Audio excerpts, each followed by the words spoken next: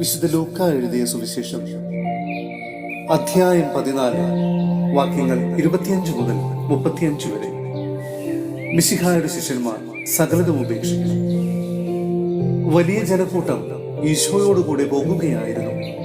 അവൻ തിരിഞ്ഞ് അവരോട് പറഞ്ഞു, സ്വന്തം പിതാവിനെയും മാതാവിനെയും ഭാര്യയെയും മക്കളെയും സഹോദരന്മാരെയും സഹോദരിമാരെയും എന്നല്ല, സ്വജീവനെ തന്നെയും വെറുക്കാതെ എന്റെ അടുത്ത് വരുന്ന ആർക്കും എന്റെ ശിഷ്യനായിരിക്കാൻ സാധിക്കുകയില്ല.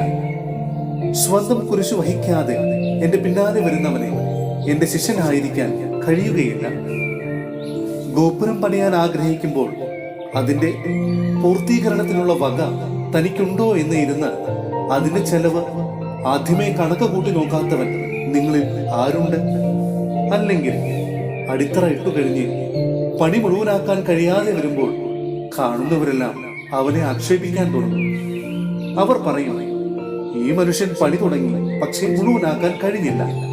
അല്ലെങ്കിൽ രാജാവിനോട് യുദ്ധം ചെയ്യാൻ പോകുമ്പോൾ 20,000 വരുന്നവനെ 10,000 കൊണ്ട് നേരിടാനാകുമോ എന്ന് ആദ്യമേ ഇരുന്ന് ആലോചിക്കാത്തത് ഏതു രാജാവാണ്? അത് സാധ്യമല്ലെങ്കിൽ അവൻ ദൂരത്തായിരിക്കുമ്പോൾ തന്നെ ദൂതന്മാരെ അയച്ച് സമാധാനത്തിന് അപേക്ഷിക്കും.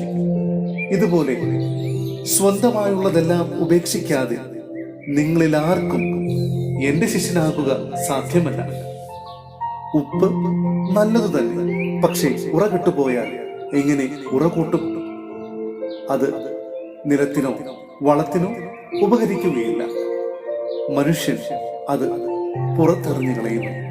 കേൾക്കാൻ ചെവിയുള്ളവൻ കേൾക്കട്ടെ. സഹോദരരെ, വിശുദ്ധ യോഹന്നാൻ എഴുതിയ 1-ാം ലേഖനം അധ്യായം 2 വാക്യങ്ങൾ 12 മുതൽ 17 വരെ. ദൈവഹിതം പ്രവർത്തിക്കുന്നവൻ എന്നേക്കും നിലനിൽക്കും.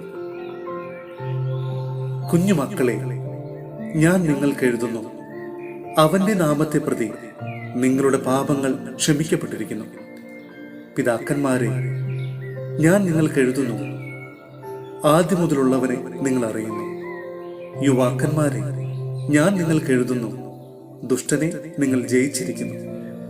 കുഞ്ഞുമക്കളെ, ഞാൻ നിങ്ങൾക്ക് എഴുതി, പിതാവിനെ നിങ്ങൾ അറിയുന്നു. പിതാക്കന്മാരെ, ഞാൻ നിങ്ങൾക്ക് എഴുതി, ആദ്യം മുതലുള്ളവനെ നിങ്ങൾ അറിയുന്നു. യുവാക്കന്മാരെ, ഞാൻ നിങ്ങൾക്ക് എഴുതി, നിങ്ങൾ ശക്തന്മാരാണ്. ദൈവത്തിന്റെ വചനം നിങ്ങളിൽ വസിക്കുന്നു. നിങ്ങൾ ദുഷ്ടനെ ജയിക്കുകയും ചെയ്തിരിക്കുന്നു. ലോകത്തെയോ ലോകത്തിലുള്ള വസ്തുക്കളെയോ നിങ്ങൾ സ്നേഹിക്കരുത്.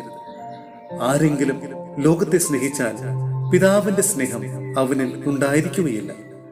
എന്തെന്നാൽ ജഡത്തിന്റെ ദുരാശ, കണ്ണുകളുടെ ദുരാശ, ജീവിതത്തിന്റെ അഹന്ത, ഇങ്ങനെ ലോകത്തിലുള്ളതൊന്നും പിതാവിൻ്റെതല്ല, പ്രത്യുത ലോകത്തിൻ്റെതാണ്. ലോകവും അതിനോടുള്ള മോഹവും കടന്നു പോകുന്നു. ദൈവഹിതം അനുവർത്തിക്കുന്നവനാകട്ടെ എന്നേക്കും നിലനിൽക്കുന്നു.